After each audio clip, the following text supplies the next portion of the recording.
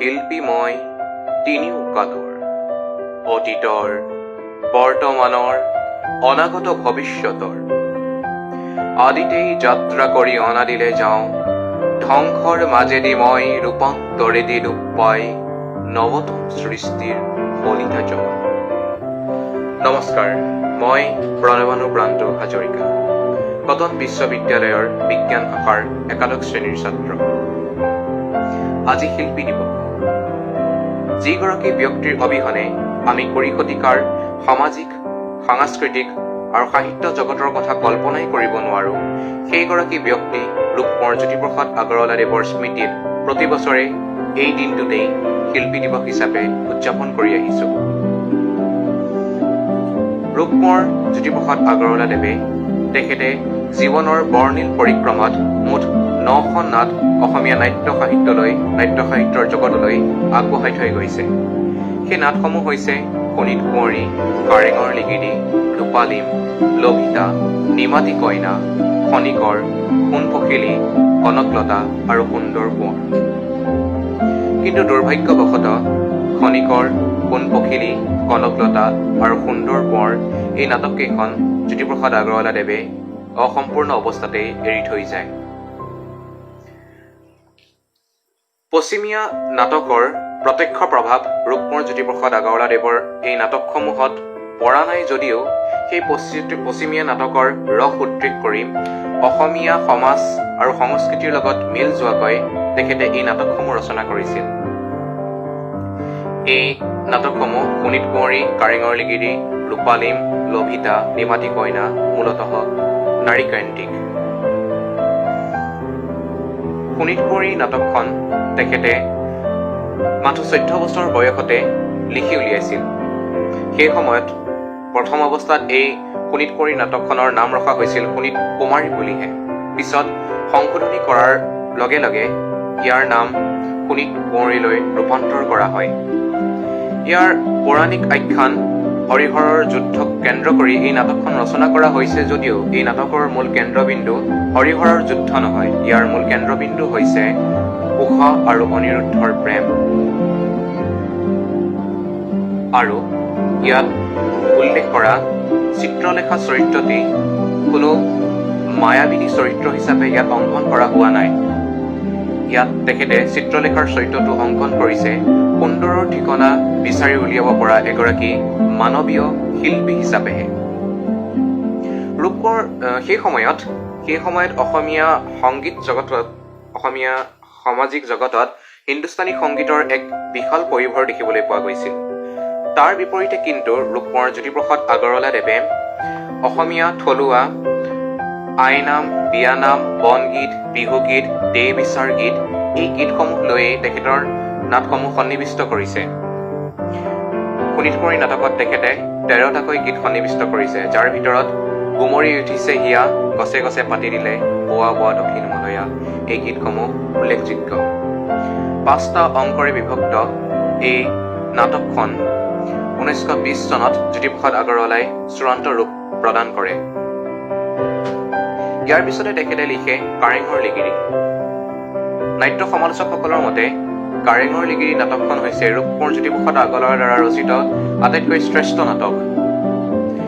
এই কাৰেঙৰ লিগিৰি এই নাটকখন তেখেতে 1925 চনত লিখিবলৈ আৰম্ভ কৰে আৰু ইংলেণ্ডত থকা অৱস্থাত শেষ কৰে। কাৰেঙৰ লিগিৰিৰ প্ৰথম প্ৰকাশ হয় 1937 চনত। এই নাটকখন 5টা অংকত বিভক্ত।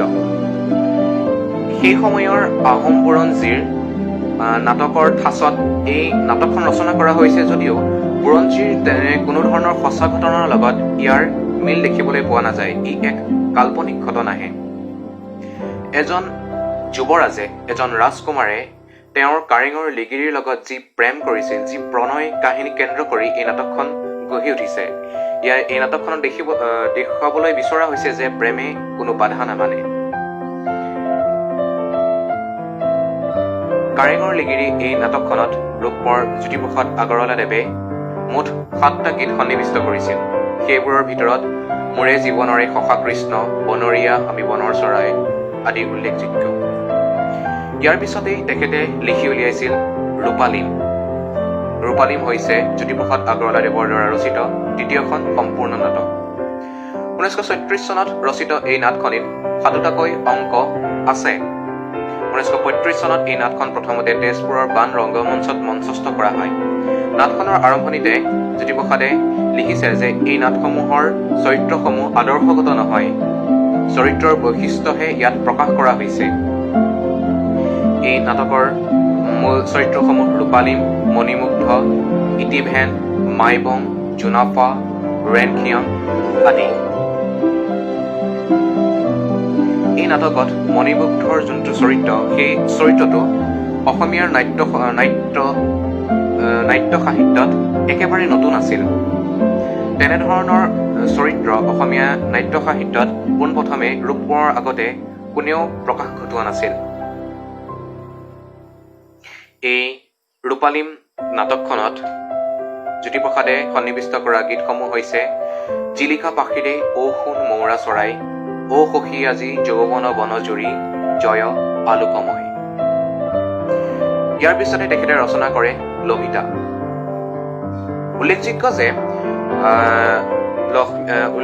যে তেখেতৰ জ্যোতিপ্ৰসাদ আগৰৱালাদেৱৰ ৰচনা কৰা নাটকসমূহত প্ৰায়ে আমি ৰোমান্টিকতাবাদ, ট্ৰেজেডি, উৎসাহ, উদ্যম, আকাংক্ষা এই বৈশিষ্ট্যবোৰ দেখিবলৈ পাওঁ। ইয়াৰ বিপৰীতে লভিতা নাটকখনত আমি দেখিবলৈ পাওঁ এক বিপ্লৱী সত্তা। সেই সময়ৰ 42 চনৰ বিপ্লৱ আৰু অসমৰ ওপৰেদি পাৰ হৈ যোৱা দ্বিতীয় মহাসমৰৰ ঢৌৱে কেনেদৰে প্ৰতিক্ৰিয়া কৰিছিল তাৰ এক চিত্ৰ ৰূপায়ণ এই নাটকখনত কৰা হৈছে। 1948 চনত প্ৰথমবাৰৰ বাবে এই নাটকখন প্ৰকাশ কৰা হয়। নাটকখনৰ মূল নায়িকা লভিতা যদিও জ্যোতিপ্ৰসাদ আগৰৱালাৰ মতে এই নাটকখনৰ তেনে কোনো ধৰণৰ মূল নায়ক বা নায়িকা নাই। ইয়াৰ মূল নায়ক বা নায়িকা হৈছে অসমীয়া ৰাইজ। অসমীয়া ৰাইজে 42 আন্দোলনত যি অৱদান তেওঁলোকে যি কৰিছিল বা যি নকৰিলে, সেই সম্পূৰ্ণ কথাখিনিক লৈ এই নাটকখন ৰচনা কৰা হৈছিল। এই নাটকখনৰ পটভূমি হৈছে এনেধৰণৰ: 1942 চনৰ জাপানী বোমাৰ আক্ৰমণত লভিতাৰ পিতৃৰ মৃত্যু হয়। গৃহহাৰা হৈ তাই মৌজাদাৰৰ ঘৰত থাকিবলৈ যায়, যদিও মৌজাদাৰিনীৰ অত্যাচাৰত তাৰ পৰা পলাই আহে। এক পুলিচ বিষয়াই তাইক দুৰ্বৃত্তৰ হাতত ধৰ্ষিত হোৱাৰ পৰা ৰক্ষা কৰে। তাৰ পিছত তাই ইলাহী নামৰ বৃদ্ধ মুছলমান এজনৰ ঘৰত আশ্ৰয় লয়। পিছলৈ তাই সামৰিক নাৰ্ছ হিচাপে ব্ৰিটিছ বাহিনীত সোমায় আৰু কহিমা পায়গৈ। শেষত লভিতাই আজাদ হিন্দ ফৌজত যোগদান কৰে আৰু ব্ৰিটিছৰ বাৰুদৰ আগত মৃত্যুবৰণ কৰে। লভিতা এই নাটকখনত সন্নিৱিষ্ট হোৱা গীতসমূহ হৈছে বিশ্ববিজয় নৌজোৱান তই কৰিব লাগিব অগ্নিস্নান, অ আমাৰ গাঁৱৰ মান ৰাখি মৰিবলৈ যাওঁ, মোৰ বাৰীত ফুলিলে ইন্দ্ৰজিৎ মালতী আদি। ইয়াৰ পিছত ৰূপকোঁৱৰ জ্যোতিপ্ৰসাদ আগৰৱালাদেৱে তেখেতে জীৱনৰ শেষৰ ফালে নিমাতী কইনা নাটকখন লিখিছিল। এই নাটকখন 1936 চনত ৰচনা কৰা হৈছিল। নিমাতী কইনাৰ নাম লক্ষ্মীনাথ বেজবৰুৱাৰ এটি বেলাত জাতীয় কবিতাৰ আধাৰত প্ৰতিষ্ঠিত। সেইকাৰণে এই নাটকখন লিৰিকধৰ্মী কাব্যনাট বুলি কোৱা হয়। সমালোচকসকলৰ মতে সমসাময়িক মধ্যবিত্ত সমাজৰ অনাদৰ অৱহেলাৰ প্ৰতি জ্যোতিপ্ৰসাদৰ যি ক্ষোভ, সেই ক্ষোভ এই নাটকত তেওঁ বহিঃপ্ৰকাশ ঘটাইছিল। ব্যক্তিগত সংকটৰ পৰা শিল্পকলালৈ তেখেতে এই নাটক হয়তো ঊৰ্ধত ৰাখিব, সেই শিল্পকলাৰ সেই স্থানলৈ লৈ যাব নোৱাৰাৰ বাবেই হয়তো জ্যোতিপ্ৰসাদ আগৰৱালাদেৱে এই নাটকখনক শিশু নাটিকা হিচাপে গণ্য কৰিছিল। কিন্তু সমালোচকসকলৰ মতে এইখন এখন শিশু নাটিকা নহয়, এখন ৰূপকধৰ্মী নাটক। নাটকৰ কাহিনী মতে কোনেও নিমাতী কইনাৰ, ৰতনপুৰৰ ৰাজকুমাৰী নিমাতী কইনাৰ মাত উলিয়াব পৰা নাছিল। সদৌ শেষত এগৰাকী ভিকহু বীণ বৰাগীৰ ৰূপ কোঁৱৰে তেখেতৰ মাত উলিয়াবলৈ সক্ষম হৈছিল। ইয়াত দেখুওৱা হৈছে এনেদৰে যে পাণ্ডিত্যৰ গৌৰৱ, ধনৰ গৌৰৱ, ৰূপৰ ভেম আদি বিভিন্ন দিশৰ ভুৱা অস্তিত্ব নাট্যকাৰে নাটখনত উপস্থাপন কৰিছে।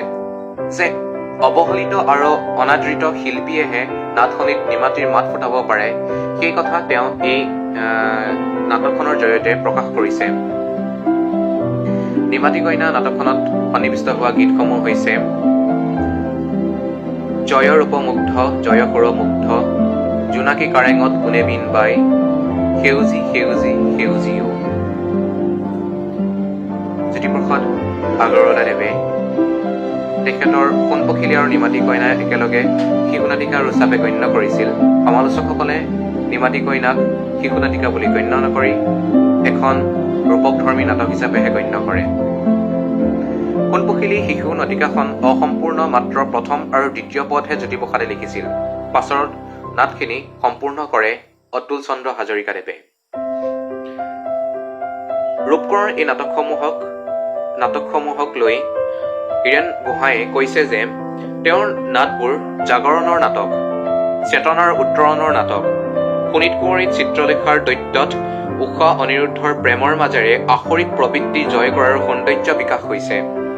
কাৰেঙৰ লিগিৰিত অন্ধ সামাজিক আত্মাভিৰামৰ পৰা শেৱালীৰ আত্মত্যাগৰ প্ৰভাৱত মুক্ত হৈ সুন্দৰৰ কোঁৱৰে প্ৰেমৰ মহিমাময় উপলব্ধি কৰিছে। ৰূপালীমত মণিমুগ্ধৰ কামনাত মদমত্ত অৱস্থাৰ পৰা প্ৰেমৰ নিস্বাৰ্থ সৌন্দৰ্যৰ স্তৰলৈ উত্তীৰ্ণ হৈছে। নিমাতী কইনাত সংসাৰে কেৱল নিমাতীৰ কণ্ঠত মাত ফুটাই শুনা নাই, অৱহেলিত শিল্পীৰ প্ৰকৃত পৰিচয় পাই অভিভূত হৈছে। আৰু লভিতাত এজনী সাধাৰণ অসমীয়া গাভৰুৱে গতানুগতিক জীৱনৰ পৰা খুন্দা খাই উফৰি আহি আত্ম আৱিষ্কাৰ আৰু আত্মপ্ৰত্যয়ৰ আধুনিক অভিজ্ঞতা অৰ্জন কৰিছে। জ্যোতিপ্ৰসাদ আগৰৱালাদেৱৰ বিশাল সৃষ্টি এই 9 খনিৰ নাটকৰ বিষয়ে এটি কম সময়ৰ ভিতৰত কৈ শেষ কৰিব নোৱাৰি। মই মাথো চেষ্টা কৰিছোঁ যে আপোনালোকক যিমান পাৰোঁ এই নাটসমূহৰ তথ্য দাঙি ধৰিব পাৰোঁ। যদি মোৰ কিবা ভুল হৈছে তেন্তে আপোনালোকে ক্ষমা কৰিব। সদৌ মই পুনৰ এবাৰ আপোনালোক সকলোকে আজিৰ শিল্পী দিৱসৰ শুভেচ্ছা জ্ঞাপন কৰিছোঁ। ধন্যবাদ।